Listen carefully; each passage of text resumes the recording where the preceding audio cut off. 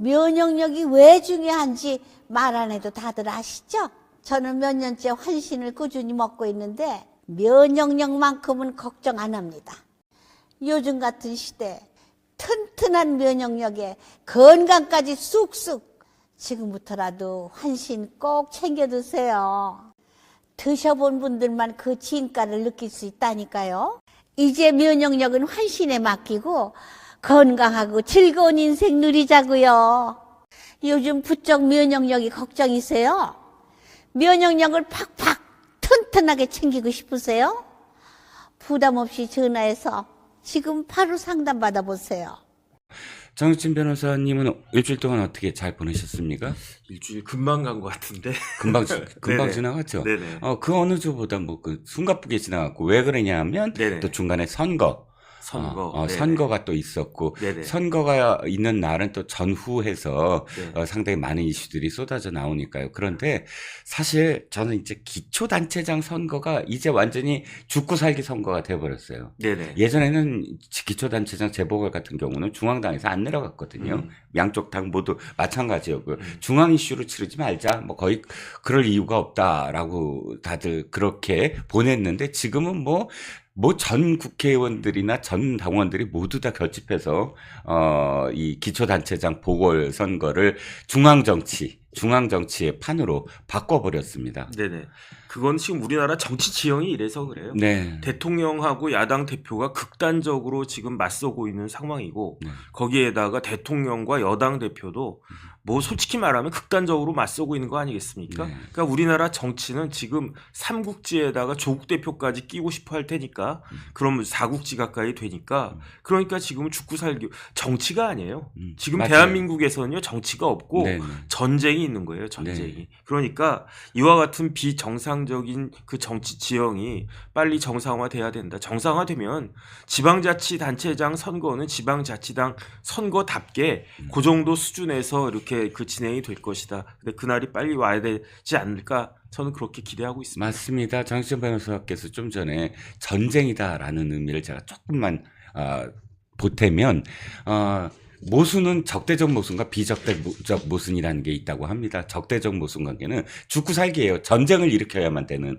그러니까 실제로 적이 있는 그런 관계이고, 비적대적 모순 관계는 여야 같은 것이 이제 정당으로서 비적대적입니다. 모순은 있으나 협상과 타협으로서 그 모순을 극복하는 것이 비적대적 모순 관계인데, 지금은 민주당이 거꾸로 됐어요. 북한과 사실은 적대적 모순 관계인데도 불구하고 그쪽은 늘 대화와 타협을 할 수 있는데, 이 국민의힘과는 적대적 모순 관계가 됐습니다. 전쟁을 벌여요. 그냥 죽고 살기가 돼버립니다. 이게 상당히 지금 이 현실을 왜곡하고 모순 관계 자체가 모순인 그런 상황이 된 것 같아요. 근데 그게 이제 그럴 수밖에 없는 게, 네.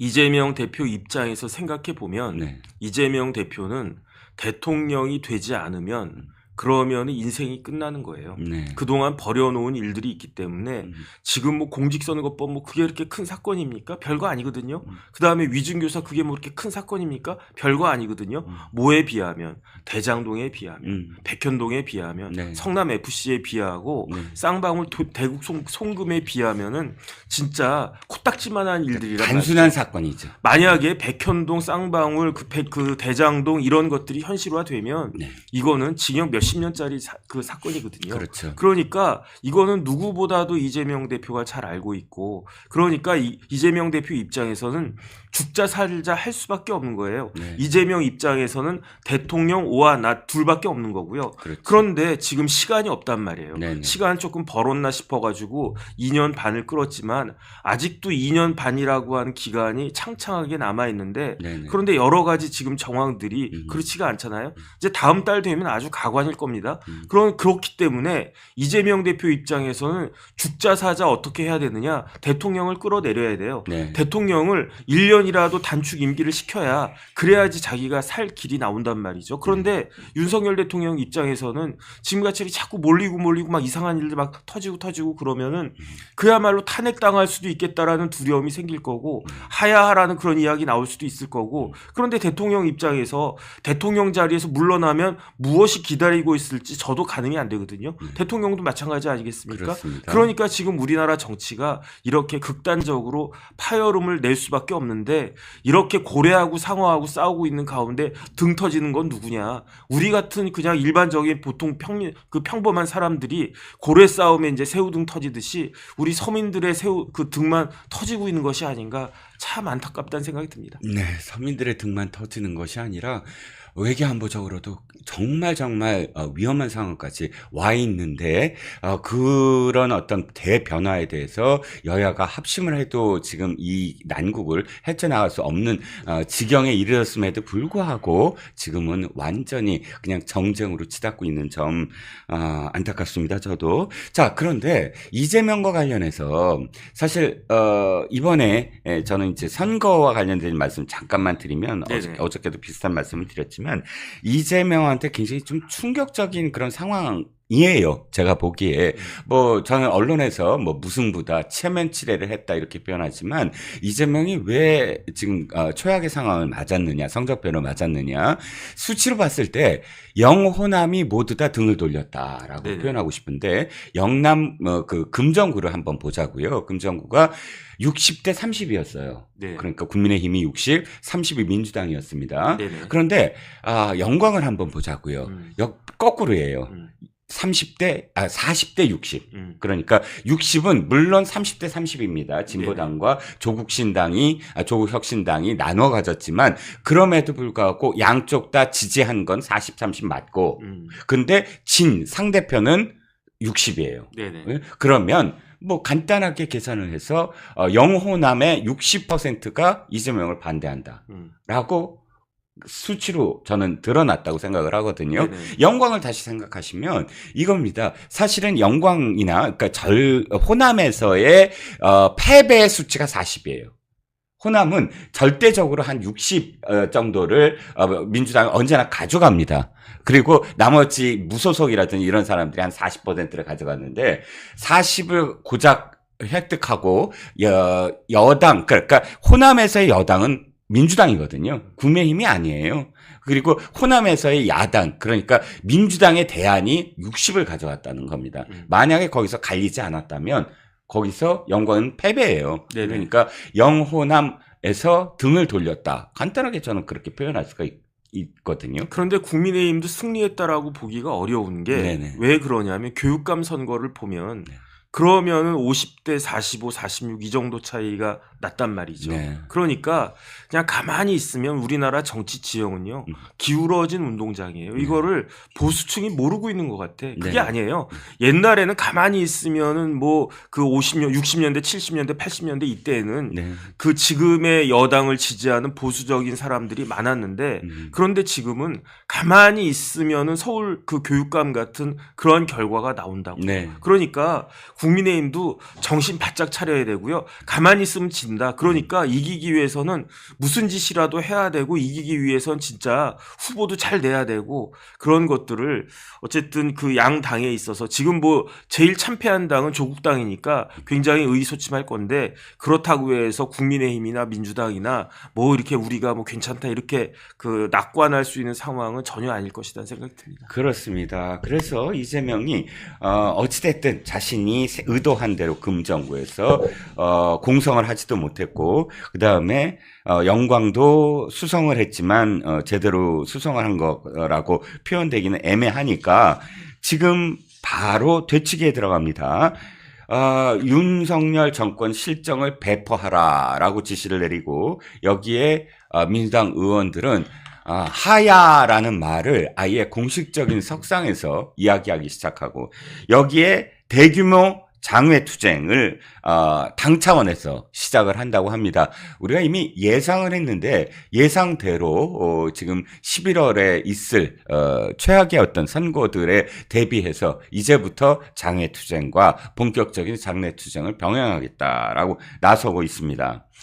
그런데 이건 어떻게 생각하세요? 검찰총장 탄핵. 네네.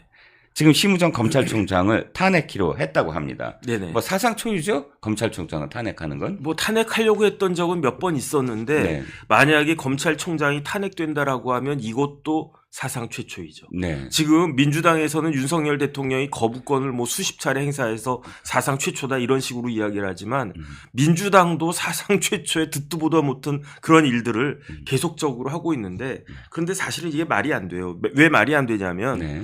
그 탄핵이라고 하는 거는 직무 중에 헌법이나 법률에 위반되는 행위를 했을 때 탄핵이 되는 거잖아요. 네. 제가 계속 말씀드리지만 노무현 전 대통령 같은 경우에도 써내문 돈 받은 거 헌재에서 인정했는데 대통령 취임하기 전에 받은 거니까 그런 써내문 같은 데서 불법적인 자금 받은 게 얼마나 나쁜 겁니까? 네. 그럼에도 불구하고 탄핵 사유가 아니라고 그랬어요. 이유는 딱 하나, 대통령 되기 전의 일이었다. 그런데 심우정 총장 된 게 언제입니까? 며칠 안 됐단 말이에요. 9월 달에 이제 심우정 총장이 추석 연휴 기간에 임기가 시작이 됐단 말이에요. 이제 딱 한 달밖에 안 됐는데 한 달 동안에 무슨 일을 갖다 했겠습니까? 그 다음에 심우정에 대한 탄핵 사유가 뭐다? 김건희 여사 불기소가 가장 큰 이유가 되는데 그 김건희 여사 불기소를 심우정 총장이 관여할 수가 있었습니까? 없었단 말이에요. 예. 왜 없었습니까? 총장의 검찰총장의 그 김건희 여사에 대한 수사 지휘권이 박탈됐기 때문에 이게 그런 거 아니었겠습니까? 그런데 이렇게 검찰총장에 대한 그 김건희 여사에 대한 검찰총장의 수사 지휘권을 박탈한 사람 누구 있습니까? 손 들어보세요. 그 수사 지휘권 박탈한 사람. 저기 민주당에 있잖아요. 지금 국회의원 배지 달고 있잖아요. 네. 추미애 그 당시 법무부 장관이 윤석열 총장에 대한 그 수사 지휘권 박탈해가지고 그 박탈된 상태가 흘러 김호수를 거쳐서 이원석을 거쳐서 지금 심우정까지 회복되고 있지 않는단 말이에요. 네네. 그러니까 이거는 탄핵 사유가 되지도 않는데 그런 걸 가지고 심우정을 갖다가 못하러 하는가.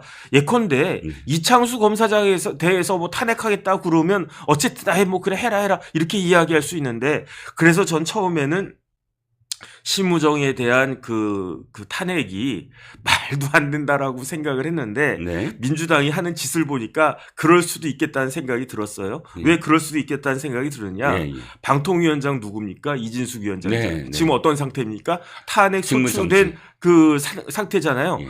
그 이진숙 방통위원장이 뭘 했다고 탄핵을 갖다가 했습니까? 이진숙 위원장이 일이라도 했습니까? 아유, 어제 임명돼서 오늘 탄핵된 사람이 무슨 일을 갖다가 합니까? 그러니까 방통위원장에 대해서도 일을 제대로 시작하지도 않고 그냥 취임사만 한 그러한 방통위원장에 대해서도 탄핵을 갖다가 한 민주당이니까 뭐 임기 한 달 정도 지난 심우정 총장에 대해서 말도 안 되는 사유를 갖다가 그 견강부에 붙여가지고 탄핵하는 거는 민주당이면 할 수도 있는 일이겠다 그런 생각이 드는데 마지막으로 한 가지만 더 말씀드리면요.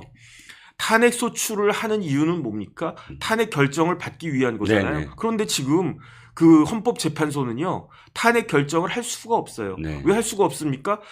그 헌법재판관이 지금 3분의 1이 날아가 버렸어요. 그렇죠. 그렇기 때문에 뭐 심리는 어찌어찌 한다고 하지만 그 탄핵 결정을 할 수도 없단 말이에요. 네. 그러니까 그러면 만약에 민주당에서 그렇게 뭐 심우정 총장에 대해서 그 탄핵 사유가 있다. 이창수 검사장에 대해서 탄핵 그 사유가 있다. 그다음에 윤석열 대통령에 대해서 마찬가지다라고 생각을 한다면 빨리 한 명이라도 헌법재판관부터 뽑은 다음에 그런 다음에 뭐 절차를 진행하든 말든 그건 그때 가서 할 일이지 헌법재판관은 뽑아놓지도 않고 완전히 헌법재판소를 그냥 그야말로 식물 헌법재판소로 만들어 놓고서 무슨 탄핵을 하겠다라고 하는지 어떻게 우리가 이런 나라에 살고 있는지 진짜 희한하다는 생각이 듭니다. 앞뒤가 안 맞는 거죠. 그러니까 실제로 탄핵을 원한다면 탄핵 대상이 탄핵되기를 원한다면 헌법재판관을 채워 넣어야죠. 네네. 그걸 바로 우리법연구회 출신인 문형배 헌법재판관이 지적을 했잖아요. 아니 진짜 지금 어떤 대응도 안 할 거냐, 그 대응을 해야 되지 않느냐라고 지금 그 국회를 대신한, 그러니까 민주당을 대신한 대리인 변호사에게 추궁을 했죠. 거의 질책처럼 들렸습니다. 아무리 우리법 연구회 출신이라고 할지라도 너무나 말이 안 되잖아요. 네네. 그러니까 거기에 대한 어떤 대응을 얘기했는데 왜 가처분 소송을 제기했던 네네. 그 변호사가 그 기사 참 눈길을 끌었어요. 뭐냐면 네네. 그 대목, 그러니까 문영배 헌법재판관이 그렇게 대응을 이야기하는 대목에서 갑작스럽게 번개같이 생각이 들었다는 거예요. 맞다. 대응을 하는 것은 어떻게 해야 될까라고 생각을 하면서 가처분을 네. 험죄에 제기했다. 네. 그래서 헌재가 그걸 받아들였다라고 하더라고요.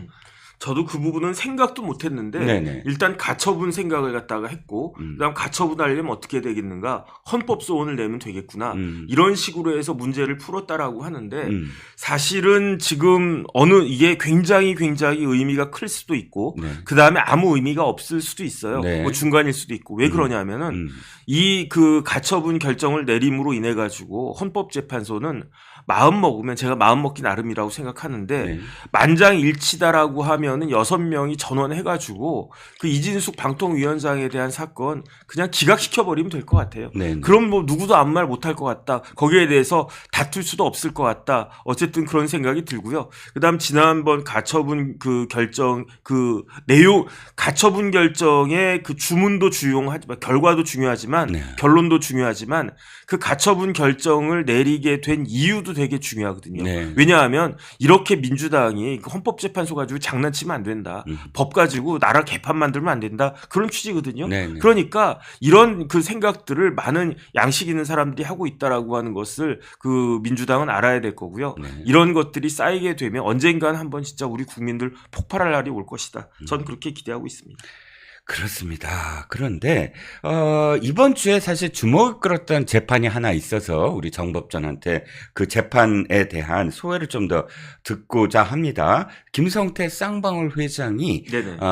증인으로 나선 재판입니다. 바로 이화영의 2심, 이화영 대북송금과 관련된 수원고법의 2심 심리가 열렸는데 공판이 열렸는데 여기에 증인으로 김성태가 나선다라는 게 예고돼서 상당히 주목을 끌지 않았습니까? 왜냐하면 박성준 검사 탄핵과 관련된 청문회에서 이화영이 자신한테 유리하다라고 생각하고 이야기를 막 진행을 하다가 바로 주진우 의원이 오후에 녹취록을 공개했는데 그 녹취록에 따르면 이화영이 김형태 변호사와 접견하는 와중에 아이고 김성태 회장이 다 알고 있어. 큰 게 있어. 하면서, 계속 두렵다라든지, 또는 법원 로비, 또는 뭐, 정치 자금, 또는, 권순일 대법관과 관련된,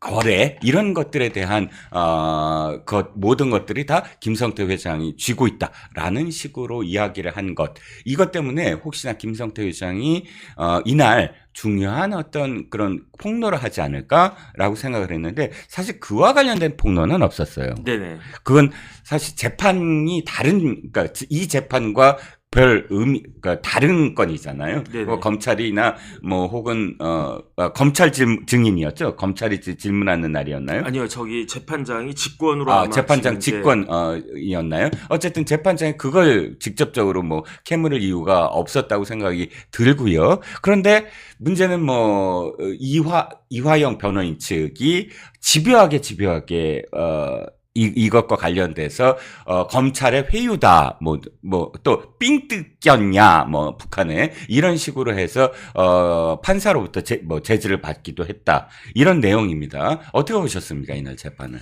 일단 저도 조금 아쉽다는 생각이 들었는데 네. 왜냐하면 김성태 회장이 그 변호사비 대납 로비나 네. 특히 이제 법원 로비 관련된 그런 내용들이 나와가지고 더군다나 이제 이화영 씨 그게 이화영 재판이거든요. 예. 그러니까 이화영은 피고인석에 앉아 있었을 거고 김성태 회장은 증인석에 앉아 있었을 텐데 두 사람이 그렇게 같이 있었으니까 그런 내용을 검찰에서 혹시 질문하지 않을까 저는 그 기대를 했었는데 네네. 그런 내용은 사실 없었고요. 예. 그 다음에 이제 기본적으로 그 김성태 회장이 이화영 부지사 측 변호인은요. 그때 재판을 어떻게 몰고 갔느냐. 이화영이 지난번 작년 6월 달에 자백한 그 내용이 굉장히 부담이 되는 거예요. 그러니까 그 내용이 사실이 아니다. 그 내용이 사실이 아니려면 어떻게 그런 자백을 갖다 하게 됐느냐. 두 가지였다. 하나는 압박이었고 또 하나는 회유였다. 그 이야기였단 말이에요. 거기에 대해서 김성태 회장이 뭐라고 이야기를 갖다가 했느냐. 아니 이화영은 나보다 나이가 많고 나보다 더 많이 배우고 나보다 더 출세한 사람인데 돈은 내가 더 많지. 하지만 이화영은 나보다 나이가 한 서너 살 형님이고 네. 김성태 회장 68년생이거든요. 네네. 이화영 부지사 한 63년생인가 아마 그럴 거예요. 거기에다가 이화영 부지사 대학 어디 나왔습니까? 성균관대 나왔잖아요. 네네. 그런데 김성태 회장 대학 나왔나? 전 대학 나왔다는 말 못 들어봤고 그 다음에 이화영 부지사 뭐 했던 사람입니까? 국회의원도 하고요. 그 다음에 뭐 했습니까? 경기도 부지사 하고요. 뭐 킨텍스 사장 하고요. 높은 거 많이 했잖아요. 네. 김성태 회장은 뭐 이재명 대표 말대로라고 하면은 껄렁껄렁 주먹 쓰면서 조폭 생활 하다가 어찌어찌 잘 풀려가지고 쌍방울 인수해서 지금 회장된 그런 정도란 말이죠. 그러니까 객관적으로 봐서 김성태 회장이 이화영 부지사를 압박할 수 있는 상황이 아니었다라고 누가 이야기했느냐? 다른 사람도 아니고 김성태 회장이 그렇게 이야기를 했단 말이에요. 아니 화영이 형님이 내가 윽박 지른다고 해가지고 겁먹을 사람이냐? 전혀 그렇지 않다. 해도 너무한다. 그런 이야기 하지 않았습니까? 네. 그 다음에 두 번째는 뭐냐면 그러면 이화영이 그 압박에 의해서 진술을 번복하지 않았으면 회유에 의해서 진술을 갖다 번복했다는 이야기가 되는데 네. 그 회유 수단이 뭐였습니까? 뭐 소주에다가 연어가 됐다가 갈비탕도 심지어 나오고. 짜장면까지 나왔잖아요. 네네. 그러니까 그 이야기 듣고 김성태 회장이 야 이화영이 초등학생이냐? 짜장면 하나 준다고 그 말을 갖다가 바꾸게? 이화영 인격이 짜장면 한 그릇 값이냐? 말도 안 된다. 이런 이야기를 그 김성태 회장이 여러 가지로 아주 적절하게 그 증언을 잘 한 것 같은데 그런데 제가 눈여겨봤던 거는 다른 거예요. 뭘 어떤 눈여겨봤느냐? 그 재판장이 문주영 부장판사인데 네. 문주영 부장판사가 제일 관심이 있었던 거는 네. 그거였던 것 같아요. 어떤 거요? 리호남이 아하, 과연 맞아요. 2019년 7월에 예. 마닐라에 있었느냐. 예. 왜냐하면 이 부분을 예. 이화영 측의 변호인들이 1심에서 패소한 다음에 예. 거기에 착안을 해가지고 예. 리호남은 마닐라에 없었다. 예. 그 이야기를 계속하고 있는 거거든요. 예. 그런데 리호남은 공식적으로 마닐라에 없었어요. 왜냐하면 리호남 사진 한 장 없었고 그렇죠. 리호남이 그 킨텍 아태 국제 회의에 참석했다라고 하는 아무런 그 증거가 없어요. 왜냐하면 북한에서 6명 뭐 리종혁부터 해가지고 6명인가 참석했다라고 하고 그 사람들 호텔비하고 그 사람들 비행기값 다 경기도인지 쌍방울인지 거기서 됐다는 것 같거든요. 네. 그런데 리호남 관련해서는 숙박비 지불한 것도 없고 아무런 흔적이 없었다는 이야기예요. 네네. 그런데 김성태 회장은 뭐라고 이야기했느냐? 2019년 7월에 그때 이제 리호남을 만나가지고 네. 그 방북 비용 이재명 대표 방북 비용을 내고를 했다는 거 아니겠습니까? 그렇습니다. 리호남이 처음에 500만 불 달라고 그랬었대요. 네네. 그런데 그거를 깎아가지고 300만 불에 낙찰이 되고 네네. 그래서 그 중에 100만 불을 300만 불 중에 100만 불을 리호남한테 직접 줬는데 70만 불이라고 기억이 나는데 그게 아닌가요? 어떻게 네. 돼 있냐면 네네. 2019년 7월에 마닐라에선 70만 불 주고요. 네네. 한 100만 불 정도 가져갔었나 봐. 제 네네. 생각에는. 네. 그런데 이런저런 경비로 쓰다 보니까 30만 불이 축이 나가지고 아하. 그래 뭐 비상금도 좀 있어야 될 거 아니겠습니까? 예. 그러니까 그때 김성태 회장이 70만 불은 리호남한테 주고 네. 2020년 그 다음에 1월 달에 예. 심양이가 중국에서 다시 또 30만 불을 리호남한테 줬다. 그렇군요. 이렇게 증언을 했는데 네. 그런데 민주당 측에서는 리호남은 마닐라에 있지도 않았다. 있었으면 증거를 갖다가 대라. 네. 그렇게 이야기하는 거예요. 그렇죠. 그러니까 그렇게 강하게 주장을 하니까 네. 문주영 부장판사도 이건 확인이 돼야 되는 거 아니냐 해가지고 그 부분을 집중적으로 물었던 것 같은데 그렇죠. 그런데 그 김성태 회장이 답을 제대로 하지는 못한 것 같아요. 그래서 왜냐하면 봤어요, 저도. 예. 뭐 술도 좀 마신 것 같고 기억이 잘 안 납니다. 네네. 그다음 말도 오락가락하고 좀 그런 것도 있는 것 같고. 맞아요. 그래가지고 문주영 부장판사가 그 지난번 재판이 있었던 게 목요일이었어요. 네네. 그러니까 다음 주 목요일 24일 날 기일 한 번 더 잡아가지고 예. 그때는 누가 그 증인으로 나오느냐? 방용철 부회장이 증인으로 나올 거예요. 맞아요. 예. 그래가지고 왜냐하면 예. 김성태 회장이 그 중간에 그 리오남하고 김성태 회장하고 다이렉트로 연락했습니까? 아닙니다. 누구랑 연락했습니까? 방용철 부회장이나 채모 씨라고 한 쌍방울 직원 통해서 네네. 리오남하고 연락을 했습니다. 이렇게 이야기를 했으니까 맞아요. 그러면 방용철 불러서 한번 이야기 들어보자 해서 네. 다음 주 목요일에 방용철 부회장 나와가지고 그래가지고 아마 그 진술을 갖다가 들을 거고요. 예, 예. 그 다음에 민주당에서 또 누구를 증인 신청을 했느냐? 예. 무슨 뭐 통일운동가라고 하는 사람을 증인 신청했는데 예. 그 사람이 그 2019년 7월에 마닐라에 자기가 갔었다라고 주장을 하고 있어요. 예.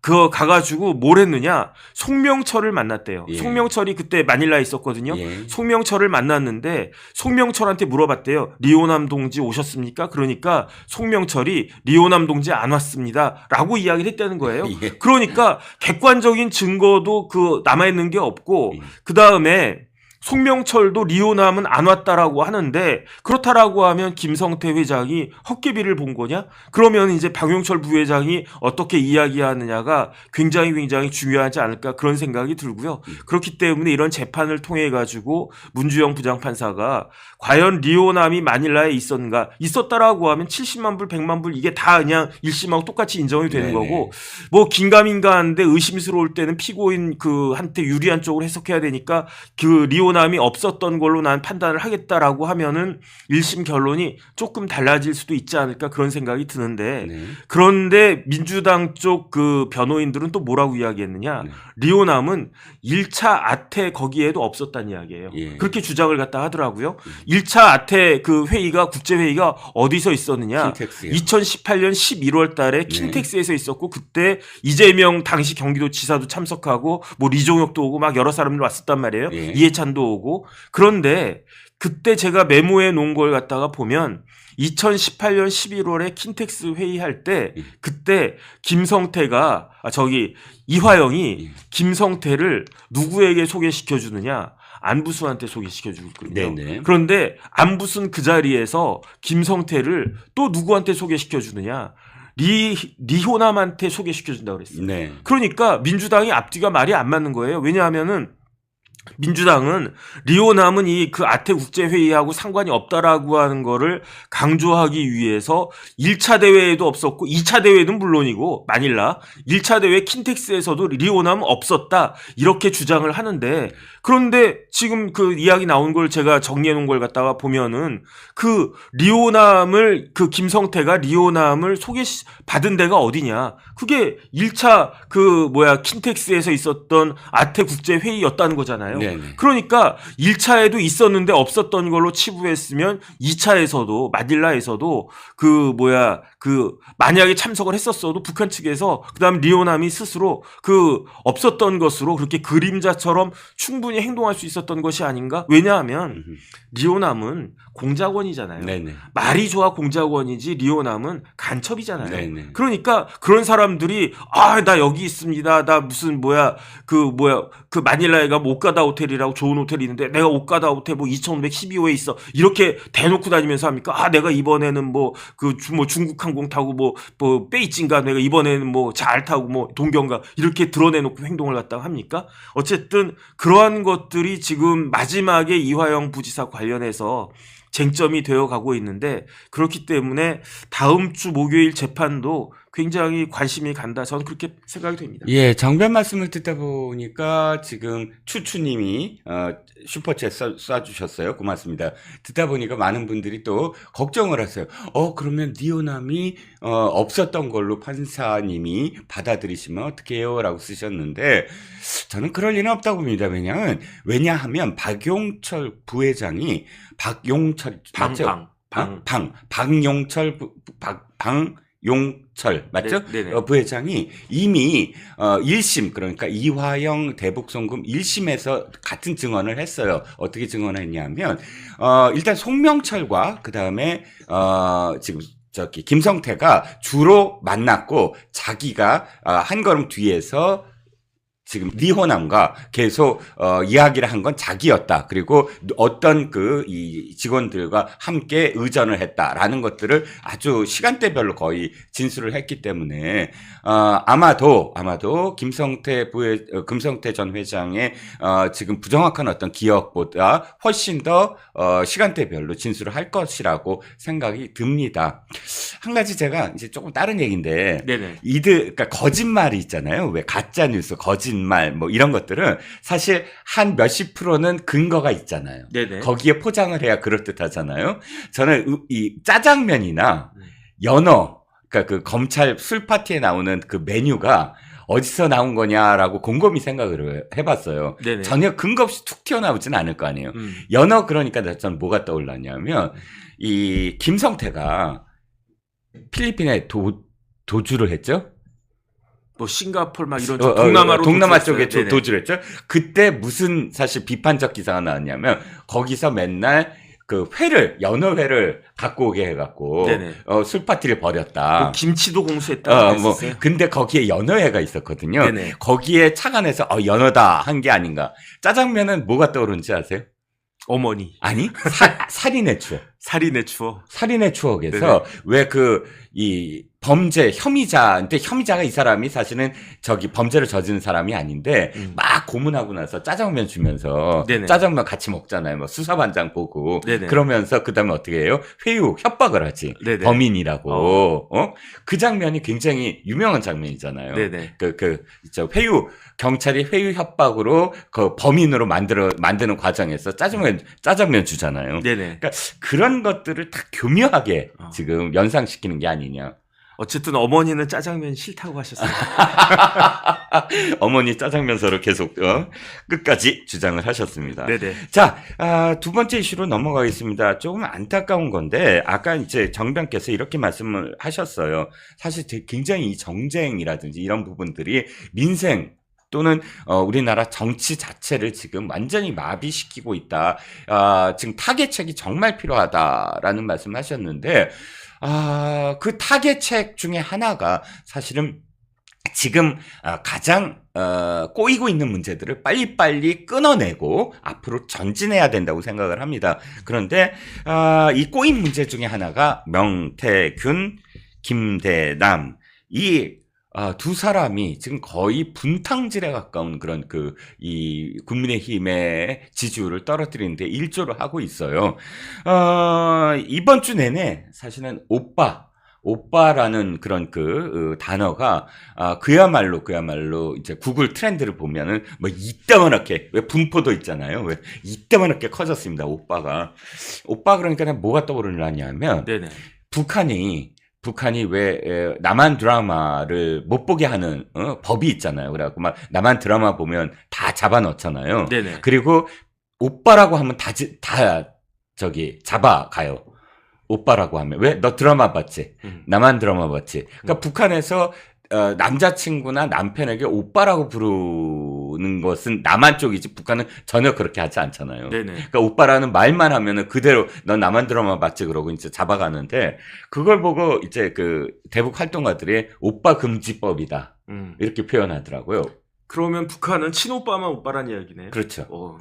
뭐 저기 지금 용산하고 또 매기상통하는 거가. 북한은 확실히 친오빠만 오빠라고 불러야 되는 그런 나라입니다. 네네. 이제 이번에 이 일주일 동안 오빠 감별 그러니까 친오빠냐 아니냐를 갖고 상당히 많은 논쟁이 벌어졌습니다. 저는 개인적으로 뭐 많은 사람들이 취재를 해서 이미 밝혔고 강찬호 위원도 여기서 취재를 밝혔는데 네네. 개인적으로 제가 아는 범위 내에서는 친오빠 맞는 것 같아요.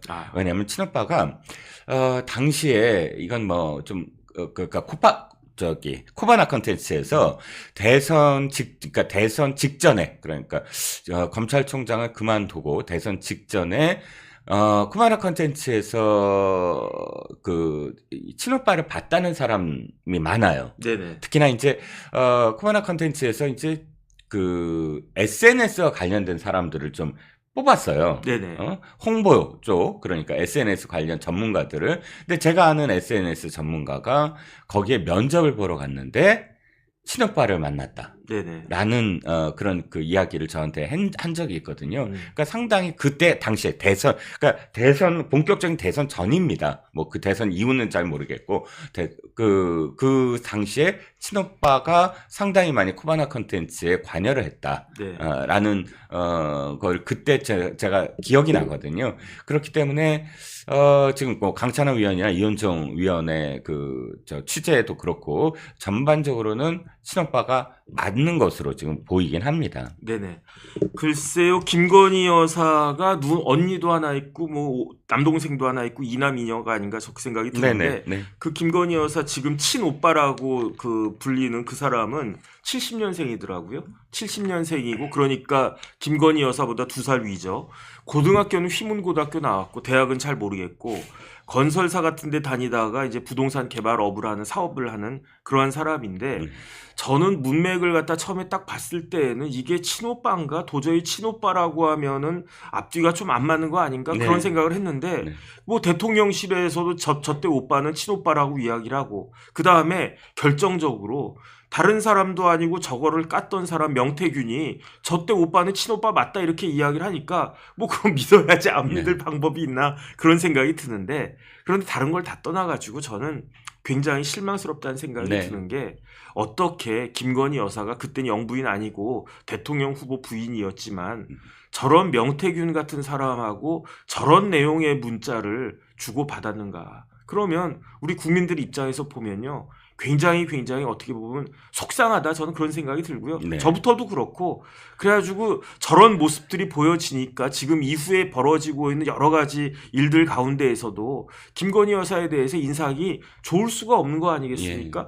아니 진짜 이때 친오빠는 의문의 1패가 아니고 의문의 2패를 갖다가 한 거예요. 네. 친오빠 어떤 사람이 됐습니까? 자기보다 어린 여동생한테 네. 뭐 무식한 사람, 뭐 철도 안 들어가 있고 아무것도 모르고 그러면서 마치 나대는 것과 같은 그런 사람으로 낙인이 찍혀져 버렸잖아요. 물론 그런 사람일 수도 있어요. 하지만은 저런 식의 이야기를 동생이 하는 게 마땅한가? 저런 식의 이야기를 동생으로부터 들으면 기분이 좋을까? 어쨌든 저는 그런 생각이 들고요. 그 다음에 저게 이제 대통령 선거 이전이고 그렇기 때문에 뭐 그때 그 선거 때는 모든 가족이 총력을 다해가지고 열심히 지지하고 뭐 노력하고 그런 게 맞다라고 생각은 되지만, 하지만은 그게 그때 나온 거하고 지금 2024년 대통령 임기 딱 중간에 저런 문자가 터진 거하고는 조금 국민들한테 보여지는 국민 정서에 미치는 영향은 다른 것이 아닌가. 저는 그런 생각이 들어가지고 속상하기도 하고 걱정되기도 하고 심히 우려스럽다 이렇게 생각이 됩니다. 그런데 정변, 네네. 제가 이 기사 딱 보고 무슨 생각이 들었게요. 친오빠가 음. 뭐라고 얘기했냐면 그 당시 상황을 정리한 사람들이 있더라고요. 오늘 우리 방송에서 했는데, 강찬호도 했는데, 자 어떤 상황이었느냐. 명태균이 그때 처음으로 이 코바나 컨텐츠에서 뭐 오빠도 있고 뭐 이런 전문가들 뭐 그 안에 코바나 컨텐츠에 있는 사람들과 함께 브리핑을 들었대요. 네네. 그래서 명태균이 쫙 브리핑을 했대요. 그런데 브리핑을 듣고 난 다음에 친오빠라는 사람이 이렇게 얘기했대요. 너는 사기꾼이야. 라고 얘기를 했대요. 명태균한테? 명태균한테. 네네. 그러니까 그렇게 이야기한 것에 대해서 이제 지금 김건희 여사가 사과를 한 거거든요. 오빠를 대신해서. 저는 그걸 딱 들은 순간, 이 친오빠가 굉장히 똑똑한 사람이구나. 단번에 명태균이 사기꾼이라는 걸 알아차렸잖아요. 그걸 똑똑하다고 할 수 있나요? 왜? 저는 명태균 같은 사람 딱 보고 저 사람 사기꾼이다라고, 사기 전과도 있는 사람이에요. 네네. 그거를 못 알아차리는 사람이 바보 같은 사람이지. 예. 명태균 같은 사람 보고 사기꾼이 아니고 대단한 사람이다 뭐 이렇게 생각하는 그런 사람들이 이상한 거 아닌가? 저는 반대라고 생각을 해요. 네. 만약에 저한테 명태균 딱 끌고 없다 그러면은 딱 봐도 저 냄새 나는 사람이네. 네. 저는 그런 생각 할 것 같거든요. 저는 어쨌든 그 다음에 중요한 건 뭐냐면 네네. 명태균이 뭐라고 그랬습니까? 김종인은 아버지 같은 사람이래. 그러면서 김종인이 나보고 오세훈을 시장으로 만들라. 그래서 네. 내가 오세훈을 시장을 만들었대. 그런데 오세훈은 자기가 어떻게 시장이 됐는지도 모를 거래. 이렇게 이야기를 갖다가 했고요. 이준석에 대해서 뭐라고 또 평을 했느냐. 이준석은 똑똑하대. 그래가지고 이준석은 사람의 눈과 귀를 움직이는 천부적 자질을 가지고 있대. 이렇게 확 띄웠다가 그런데 뭐라고 이야기했느냐. 사람의 마음을 움직이는 감동의 정치는 모르는 사람이 이준석이다. 그러면서 이준석이 왜 저렇게 됐느냐. 유승민한테 정치를 잘못 배워서 저 모양이 됐다. 네. 뭐 이런 식으로 이야기를 갖다 하고 네. 이런 식, 그 다음에 천공에 대해서 뭐라고 얘기했는지 아세요? 천공에 대해서는 하늘 세상하고 땅 세상을 구분하지 못하는 그런 사람이다. 천공은 하늘만 알지 땅은 모른다. 그렇기 때문에 내가 더 천공보다 한 수위다. 이딴 식의 이야기를 했던 사람이에요. 예. 이게 다 뭐 여러 사람의 증언을 통해 가지고 진술을 통해 가지고 지금 다 드러나고 있는데 네. 저는 사실은 그렇기 때문에 명태균이라고 한 사람은 좀 나르시즘도 있고 자아도취도 있고 요만한 거 가지고 이만큼 침손봉대하고 그러니까 그런 허무맹랑한 사람이구나. 그러니까 지금 주장하는 것들은 다 허무맹랑한 것이구나라고 생각을 했었는데 네. 그런데 여기에 대해서 명태균의 이야기가 완전히 근거가 없다라고 하는 게 저 카톡을 통해 가지고 드러난 거 아니겠습니까? 예, 예. 만약에 저 카톡이 그 대통령실에서 저는 어떤 걸 기대했냐면 예. 대통령실에서 저 다 거짓말이다. 예, 예. 명태균이 다 저 조작한 거다. 말도 예. 안 된다. 예. 라고 했었으면 그럼 그렇지. 저 나쁜 놈, 저런 사람하고 이렇게 오염된 사람들은 진짜 문제가 많은 사람들이다라고 생각을 했을 텐데 네. 그런데 대통령실에서 저 카톡 내용은 맞다는 거잖아요. 네. 근데 오빠가 대통령은 아니시다라는 것만 확인이 된 거 아니겠습니까? 네. 그렇다라고 하면 명태균이 이야기한 것 중에 어느 정도는 팩트가 있는 거 아닌가? 저는 그런 생각이 들고요. 네. 그렇다라고 하면 김영선하고 돈 거래 이렇게 추잡하게 한 거 어떻게 국회의원식이나 되는 사람이 예. 자기 세비의 절반을 명태균 같은 사람한테 이렇게 돈을 갖다가 정확히 나누라고 그랬어요. 예. 10원까지 정확히 나누라고 그 강혜경한테 그렇게 지시했다는 거 아니겠습니까? 네. 이게 말이 되는가? 저는 이런 부분들에 대해서 어쨌든 아프더라도 네. 이건 뭐 수술을 하고 가야 된다. 그 다음에 수술하는 과정에서 이제 드러나야 될 거 다 드러내야 되고 그 다음에 저런 곰팽이균 같은 그런 사람들은 햇빛을 갖다가 그냥 쫙쫙 쏘여가지고 더 이상 진짜 우리 그 정치판이나 우리 사회에서 발붙이지 못하도록 해야 되고요. 그 다음에 그 과정에서 드러난 불법 같은 것들이 있으면은 정확히 처단해야 된다. 저는 그런 생각합니다. 그렇습니다. 그래서 저는 명태균은 독이 아니라 사실 약이다. 국민의힘에게는. 왜? 국민의힘이 지금까지 그 국민의힘 계열 어찌됐든 국민의힘의 주변에 있었던 내로라 하는 명망가들이 모두 다 실체가 드러나고 있어요. 명태균이란 자 때문에. 특히나 예를 들자면 책사 중에 책사라고 얘기하는 김종인 같은 사람. 아니 김종인도 거짓말을 했더라고요. 난 2번밖에 안 만났다. 몇 번 만났다가 뭐가 중요합니까? 근데 중요하더라고요. 왜? 2번이 아니라 그 다음부터 계속 또 만난 증거가 나와요. 네. 또 김종인이 이야기하는 것들, 그러니까 명태균이 이야기하는 것들 중에 김종인한테 내가 어떤 것을 갖다 줬다, 이런 데이터를 갖다 줬다, 이런 이야기들이 실질적으로 그 당시 상황들과 맞물리면서 김종인과 명태균이 굉장히 가까운 어떤 관계 속에서 김종인의 어떤 발언들이 나왔구나를 유추하게 만들었거든요. 기가 막힌 상황들입니다. 아무튼 지금 명태균 입에서 나온 많은 그런 그 명망가들이 어떻게 관련이 있고 어떻게 이런 불법적인 그런 그 여론조사라든지 또는 불법적인 그런 정치 자금이라든지 이런 것들과 연관이 됐느냐가 그대로 드러난다면 옛날에 한나라당이 그 차뜨기 정당으로 최악일 때 사실 거듭나지 않았습니까? 이번에도 실질적으로 거듭날 수 있는 진짜 중요한 계기가 되었으면 하는 생각입니다. 한 가지만 말씀드리면요. 네. 김종인 위원장도 거짓말 막 하는 거예요. 네. 왜 그러냐면 네. 김종인이 명태균을 언제 만났느냐. 2021년 4월에 서울시장 보궐선거 있었잖아요. 네. 4월 7일에. 네. 그런데 그 직전에 김영선이 명태균 소개해가지고 4월 1, 2, 3, 4, 5, 6 그 중에 하나겠죠. 그날 만났다는 이야기예요. 그리고 난 다음에 김종인 위원장이 윤석열 검찰총장을 처음 언제 만났느냐. 2021년 2021년 7월에 만나거든요. 7월 4일에. 네. 그런데 7월 4일에 만나기 전에 그 김종인 위원장이 전화를 받아요. 누구한테 전화를 갖다가 받느냐? 네. 명태균한테 전화를 받아요. 그게 네. 언제냐면 6월 28일이거든요. 네네. 6월 28일에 전화를 갖다가 받았는데 명태균이 4월에 만났는데 6월에 김종인한테 전화하니까 김종인이 전화를 따박따박 받을 정도로 상당히 가까웠다는 이야기 아니겠습니까? 네. 그런데 그때 명태균이 누구를 바꿔주느냐?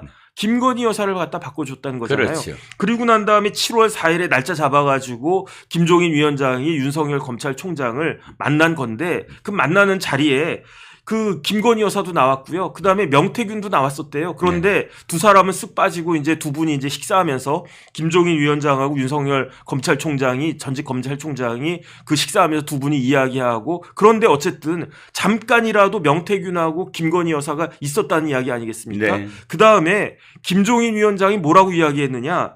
그 누구야 그 명태균 보고 이준석 당대표 되는 전당대회 이게 언제 있었냐면 6월 11일에 있었단 네네. 말이에요. 그때 명태균이 이준석하고 바짝 붙어 다니면서 열심히 이준석 도왔다라고 누가 이야기했느냐? 김종인이 이야기했단 말이에요. 네네. 그러면 두 번밖에 안 만났다라고 하면 언제 만났습니까? 4월 달에 한 번 만났다는 이야기고. 네. 그다음 최소한 7월 그 4일에는 만났다는 거 아니겠습니까? 그렇게밖에 안 만난 사람이 그 명태균이 6월 달에 6월 11일 그 전당대회 때 이준석한테 바짝 붙어가지고 그렇게 열심히 이제 그 일했다라고 하는 거를 김종인 위원장이 어떻게 합니까? 그렇죠. 이거는 자기가 한 말하고도 지금 안 맞는 이야기들을 어떻게든 명태균하고 거리를 두기 위해서 계속 이렇게 그 거짓말을 덮는 것이 아닌가 저는 그런 생각 듭니다. 그렇죠. 뭐 오세훈 시장 선거 이후에는 뭐 전혀 명태균과 교류가 없었다라고 얘기했는데 보니까 또 오세훈 시장에 후원하는 그런 기업인이 갖고 있는 별장에 또 둘이 나타났다. 뭐 이런 기사도 나오고요. 어쨌든 이번에야말로 또 김종인이라는 그런 사람의 또 실체가 또 드러나는 게 아니냐라는 또 생각이 듭니다. 아까도 말씀드렸지만 이걸 그냥 덮지 말자. 그냥 덮어서 왜 이걸 크게 버리느냐라는 사람이 사실은 저는 국민의힘의 적이라고 생각합니다. 국민의힘을 정말 위하고 국민의힘의 승리를 위한다면 이 사건이야말로 정말로 A부터 Z까지, A부터 Z까지 모든 것들을 낱낱이 파헤쳐서 개혁을 하고 다시는 이런 일이 이 국민의힘 계열 정당만큼은 일어나지 않는 정당이라고 사실 거듭나야 된다라는 생각입니다. 세 번째 이슈로 네네. 넘어갈게요. 자, 이 부분은 사실 굉장히 충격적입니다. 오늘 아침에 모든 언론의 일면 톱이 전부 다 이거고요. 또 지금 방송도 프라임타임 뉴스에서 메인 뉴스에서 모두 다 첫 번째 꼭지로 지금 이야기하고 있는 겁니다. 외교 안보 문제지만 굉장히 저는 심각하게 생각을 해서 정병과 함께 이야기를 좀 나눠볼까 하는데요. 북한이 우크라이나에 직접적으로 참전을 한다고 합니다. 이거 국정원에서 밝힌 거고요. 일단 1,500명의 특수부대가 이미 지금 우크라이나에 참전을 지금 하고 있고 그 다음에 나머지 한 10,000명 가까운 군단이 지금 러시아, 하바롭스크라든지, 블라디보스토크라든지, 이렇게 나누어서, 이제 우크라이나에 투입되기 위한 사전 훈련을 하고 있다라는 소식입니다.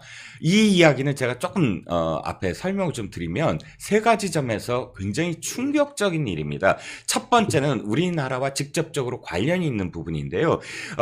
푸틴이 방북을 했을 때 서로 상호, 우리가 미국과 갖고 있는 군사 동맹, 그러니까 어느 한 나라가 침범을 당했을 때 참전한다라는 지금, 조약을 거의 맺은 것으로 발표를 하지 않았습니까? 저는 그게 일단은 선언적인 의미라고 봤는데, 네. 실질적으로 참전할 줄은 몰랐어요. 이 네. 참전은 엄청난 진짜 지각변동입니다. 이렇게 됨으로써 어떻게 되냐면, 전쟁이 일어났을 때 자동적으로 이제 러시아군이 그러니까 전쟁이 한반도에 일어났을 때 자동적으로 러시아군이 들어오는 그런 지금 상호 조약임이 밝혀진 거죠. 그러니까 상대적인 거니까 상호 호혜적인 거니까요.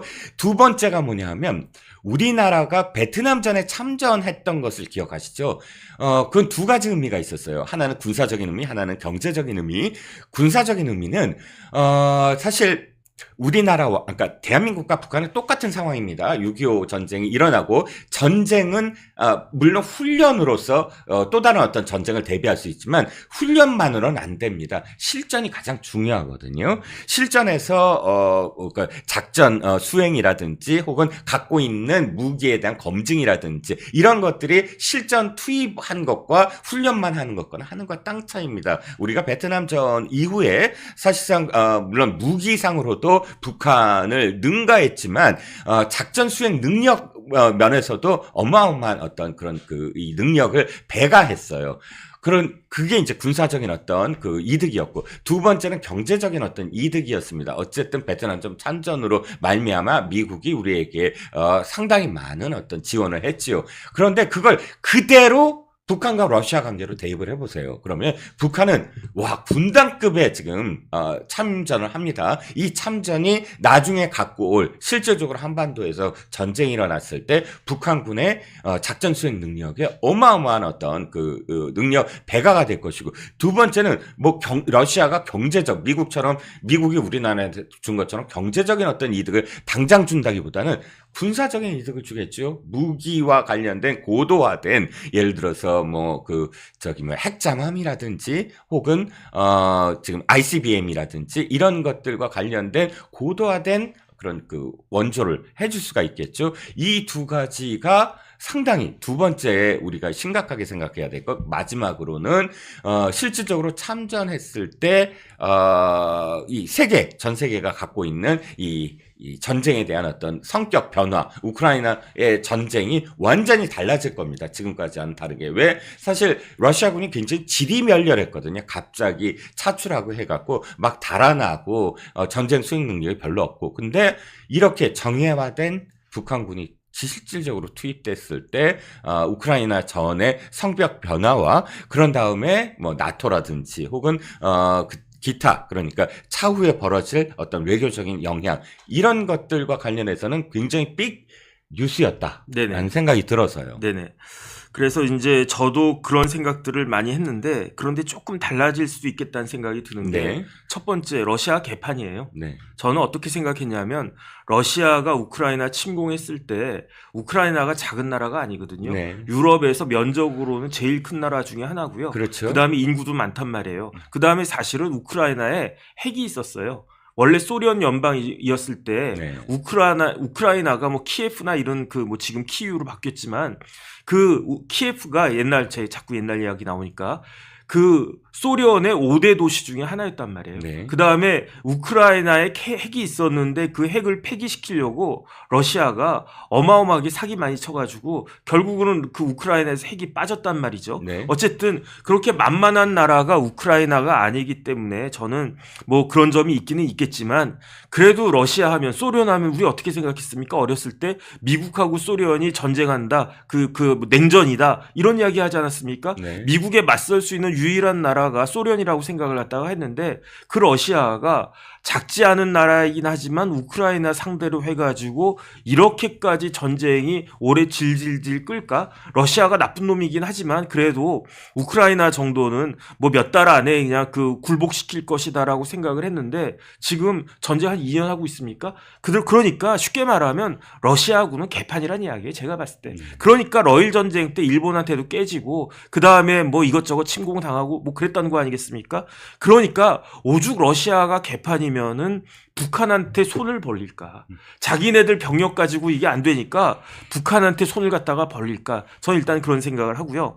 그 다음에 저도 똑같이 북한이 러시아 우크라이나 전쟁에 참전하는 거를 월남 파병한 것하고 비슷하게 생각이 들었어요. 네. 그 다음에 이제 똑같이 그렇게 참전하면서 이것저것 군사적으로 하는 것도 있을 것 같다는 그런 생각이 들었는데, 근본적으로 차이가 있어요. 네. 어떤 차이가 있냐면, 러시아 군대는 좀 전에 말씀드렸지만 개판이라고요. 미군은, 제가 이제 국방부에서 미군들 상대 많이 해봤는데, 네. 미군은 굉장히 체계화가 되어 있는 세계 최정예 부대예요. 네. 그래서 제가 국방부 가서 놀랬던 게, 국방부의 엘리트 군인들 중에 영어 잘하는 사람 되게 많아요. 네. 그 다음에 특히 육사 출신들이나 이렇게 엘리트 장교들이 어디서 그 근무를 하냐면 한미연합사에서 근무를 해요. 네.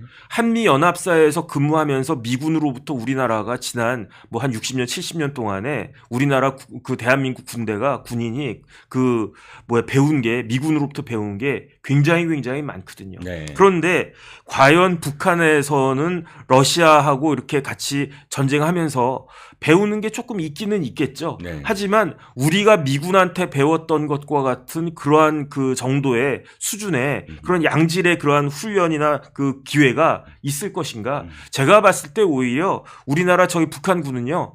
그 러시아 그 전장터 낯설고 물서른데 가가지고 네. 그냥 총알바지하는 거 아닌가? 거기 뭐 최정예군이 간다고 하지만 그렇게 해가지고 우리나라 그 뭐 북한에선 더 이상 남한을 동포라고 보지도 않지만 어쨌든 우리 북한 우리 한민족이 그 러시아 땅 그 우크라이나 땅 가가지고 그렇게 해가지고 많은 사람들이 희생될 것이 아닌가 그런 생각이 들고.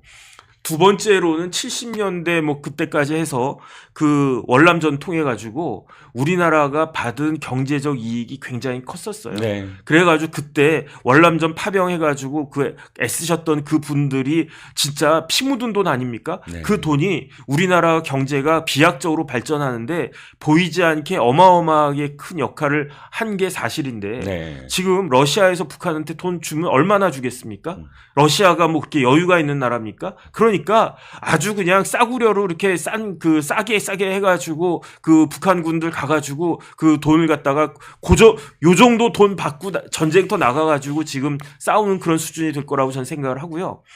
그나마 그 돈도 누구 그 주머니로 들어가겠습니까? 김정은이 주머니로 들어가는 거예요. 네. 그게 북한의 경제에 발전하는데 별로 도움이 안 될 거예요. 북한 경제는 아예 시스템 자체가 망가져 있기 때문에 이게 그렇게 큰 의미가 있을까? 저는 그런 생각이 들고 오히려 지금 김정은의 기대와는 정반대로 저렇게 러시아에 갔던 사람들이 북한으로 돌아온 다음에 북한 체제를 흔들 수도 있는 거 아닌가? 저는 개인적으로 그 생각 들거든요. 왜 그러냐면 그렇게 북한이라고 하는 그 폐쇄된 거의 뭐 공동 그 수용소 같은 나라 전체가 그냥 하나의 그냥 수용소 아니겠습니까? 옛날 솔제니친이 썼던 그런 거에 나오는 그런 수용소 같은 데서 갇혀 있다가 어쨌든 아무나 뽑아가진 않았을 거 아니에요. 그래도 이제 엘리트 그 군사들을 갖다가 병력을 그 러시아로 보낸 걸 텐데 그 사람들이 전쟁 끝난 다음에 돌아오면 그 사람들은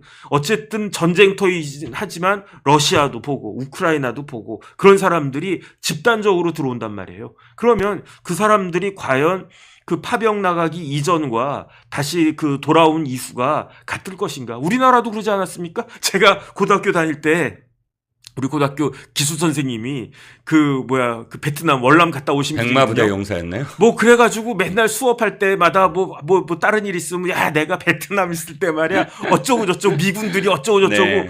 그래가지고 우리 신기하게 듣고 그랬었는데 네. 그게 이제 그 북한에서도 그런 일이 있을 수 있을 건데 그렇다라고 하면은 그렇게 김정은이 지금까지 유지해왔던 그러한 강고한 그 뭐라 그럴까 그 그립이 네. 유지가 될 수 있을 것인가? 저는 그런 부분들도 좀 그 생각이 들어가지고 북한이나 러시아나 우크라이나나 어쨌든 굉장히 중요한 변화가 있을 수 있는 것이 아닌가. 그 다음에 네. 그런 변화가 있으면요. 결국은 그 영향을 우리나라가 직접적으로 받을 수밖에 없는 구조 아니겠습니까? 이건 엄청난 영향입니다. 여기에 대해서 우리나라가 진짜 여야를 막론해가지고 그 진짜 일치 단결해가지고 이거는 국가 안보가 달려있는 그런 문제니까 네.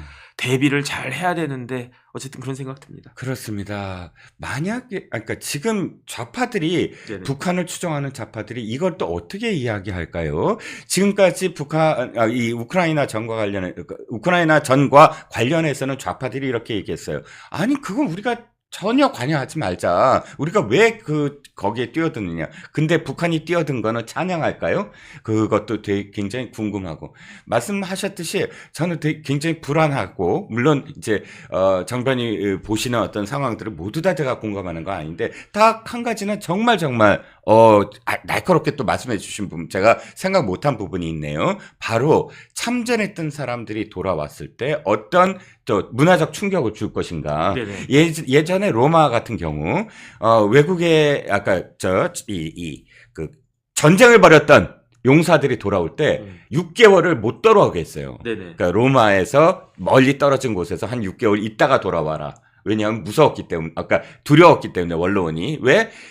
내가 싸우고 돌아왔다라는 그 마음으로 돌아와서 쿠데타처럼 네네. 완전히 엎어서 황제가 될까봐 그런 이 룰을 만들었다고 하는데 똑같죠. 시대는 똑같죠. 그렇게 갇혀 있다가 뭐 우크라이나 전에 참전을 하고 승리라도 했다면, 예를 들어서 거기서 보상이라도 받을 수 있다면, 내가 말이야 우크라이나 전에 참전했단 말이야 하면서 북한의 어떤 뭐랄까요, 그런 시스템을 흔들 수도 있겠다라는 네네. 생각이 듭니다. 그래서 사실은 월남 파병할 때 네. 반대하는 사람들 되게 많았어요. 그렇죠. 왜 반대했습니까? 엄청 반대했죠. 왜 우리 청년들, 우리 젊은이들을 저기 베트남 같은 데까지 보내가지고 피 흘리고 죽고 다치게 만드느냐. 네. 그 논리가, 그 설득력이 있는 거잖아요. 그렇습니다. 하지만 우리나라 수준이 그때는 음흠. 그렇게라도 해서 미군에 잘 보여야 되고, 그 다음에 미국의 도움도 받아야 되고, 경제적으로 물자 같은 것들도 받아야 되고,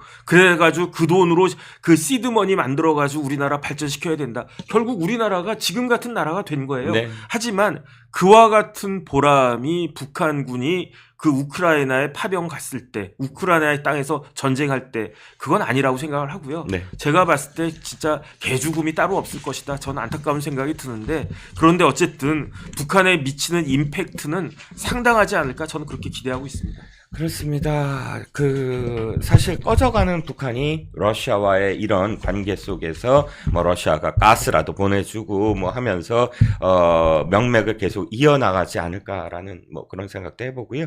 어찌됐든 이 이슈는 마지막 결론 딱 이겁니다. 지금과 같이 서로 죽고 살기로 정쟁만 벌이고 있는 상황에서 이런 정말 우리나라를 흔들 수 있는 지각 변동에 대해 사건이 벌어졌을 때 과연 여야가 또 민주당이 어떻게 지금 여당에 협조를 할 것인지, 그게 가장 걱정이 돼서 갖고 와봤습니다. 자, 전하는 말씀 듣고 면역력이 왜 중요한지 말 안 해도 다들 아시죠? 저는 몇 년째 환신을 꾸준히 먹고 있는데 면역력만큼은 걱정 안 합니다. 요즘 같은 시대 튼튼한 면역력에 건강까지 쑥쑥, 지금부터라도 환신 꼭 챙겨 드세요. 드셔본 분들만 그 진가를 느낄 수 있다니까요. 이제 면역력은 환신에 맡기고 건강하고 즐거운 인생 누리자고요. 요즘 부쩍 면역력이 걱정이세요? 면역력을 팍팍 튼튼하게 챙기고 싶으세요? 부담 없이 전화해서 지금 바로 상담 받아보세요.